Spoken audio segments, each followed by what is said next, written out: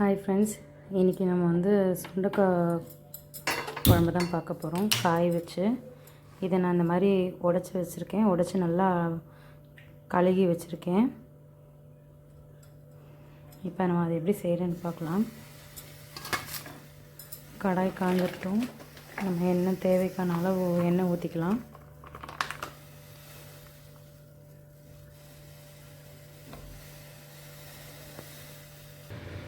கடாய் காஞ்சிருச்சு. இப்போ தேவைக்கான அளவு ஊற்றிக்கலாம். இது சுண்டைக்காய்ன்றதுனால கொஞ்சம் எண்ணெய் கூட்டை ஊற்றிக்கோங்க, நல்லாயிருக்கும்.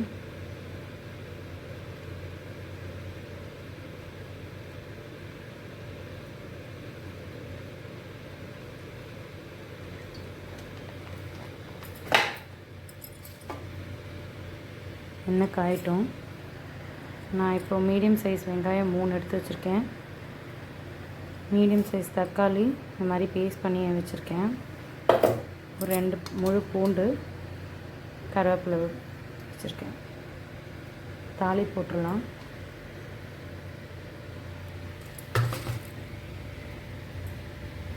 கடுகு 1 ஸ்பூன் போட்டுக்கோங்க. 1/2 ஸ்பூன் ஜீரகம், ஒரு 1/2 ஸ்பூன் வெந்தயம்,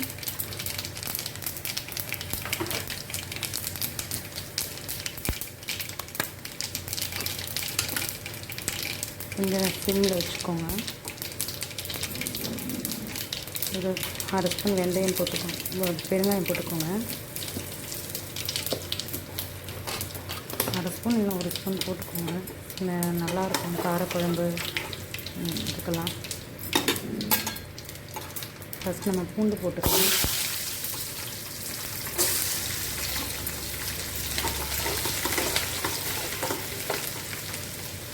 லைட்டாக வதங்கட்டும். இப்போ நம்ம கருவேப்பிலையும் வெங்காயம் போட்டுக்கலாம்.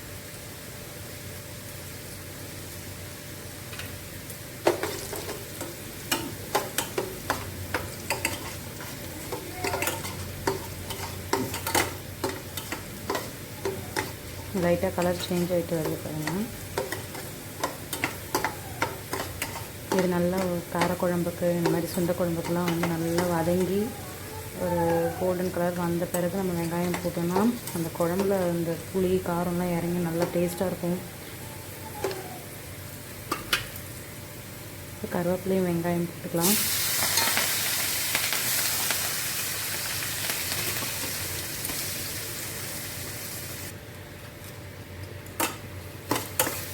நல்லா வதக்கிக்கலாம். இப்போ ஃப்ளேம் ஃபுல்லாக வச்சுக்கோங்க.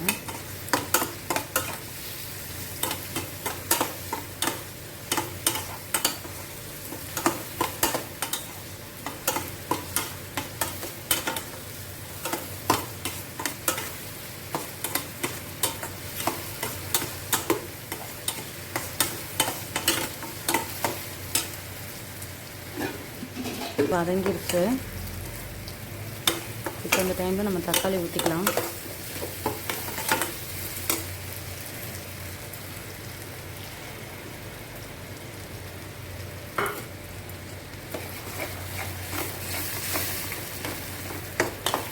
நீங்கள் எத்தனை மெம்பர்ஸ் இருக்காங்களோ அவங்களுக்கு தகுந்த மாதிரி நீங்கள் வந்து குவான்டிட்டி வந்து கூட்டிக்கவும் குறைச்சிக்கவும் பண்ணிக்கலாம். நல்லா வதங்கட்டும். தக்காளியும் கொஞ்சம் சிம்மில் வச்சுக்கலாம், ஏன்னா தெரிக்கும். தக்காளி நல்லா வதங்கிடுச்சு. மேலே என்ன பிரிஞ்சு வருது தெரியுங்களா? இந்த டைமில் நீங்கள் ஒரு பக்கம் சுண்டைக்காயும் வறுத்து எடுத்துக்கோங்க. சும்மா எண்ணெயில் அந்த கசப்பு அவ்வளோ இருக்காது, டேஸ்ட்டாகவும் இருக்கும். இந்த டைமில் நம்ம மிளகாத்தூள் போட்டுடலாம்.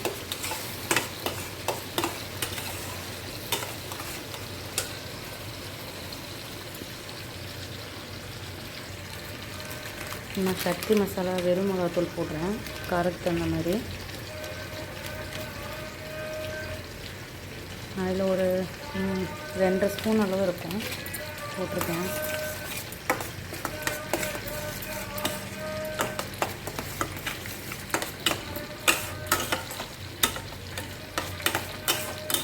இந்த டைமில் நம்ம கொஞ்சம் புளி பிழிஞ்சு ஊற்றிக்கலாம். அடுத்த சிம்லேயே இருக்கட்டும்.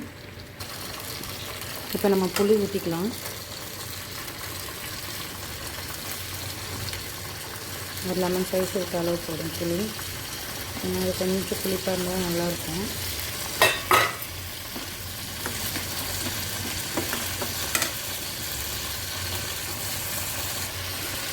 எண்ணெய் விட்டுக்கலாம் கொஞ்சமாக.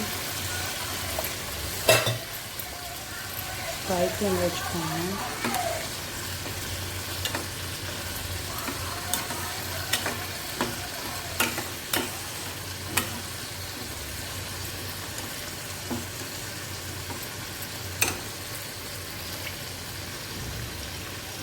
ரொம்ப தண்ணி ஊற்றிட வேணாம், இது கொஞ்சம் கிரேவியாக இருந்தால் நல்லாயிருக்கும்.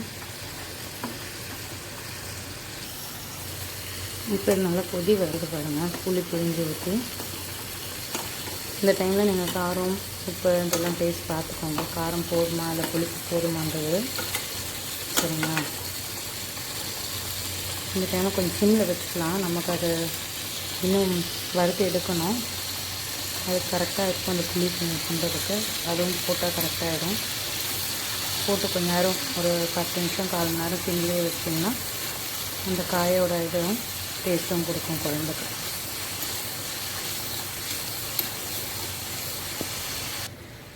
இப்போ சுண்டக்காய் ஃபுல்லாக வறுத்து எடுத்துட்டேன். நம்ம அதை குழம்புல போட்டுக்கலாம்.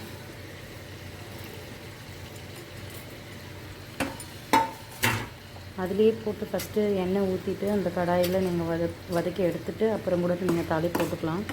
நான் ஆக்சுவலாக மறந்துட்டேன், அதனால் நான் தனியாக இது பண்ணிக்கிறேன். அவங்களுக்கு ஒன்றும் பிரச்சனை இல்லை, இதுலேயும் அதே டேஸ்ட் தான் கிடைக்கப்போ அதுலேயும் அதே டேஸ்ட். என்னென்னா நம்ம இது வதங்கிறதுக்கும் அது வறுத்து எடுக்கிறதுக்கும் கொஞ்சம் ஸ்பேஸ், கொஞ்சம் டைம் கொஞ்சம் சீக்கிரம் ஆன மாதிரி ஒரு ஃபீல் ஆகும். அதுக்காண்டியாக கூட இந்த மாதிரி பண்ணிக்கலாம். நீங்கள்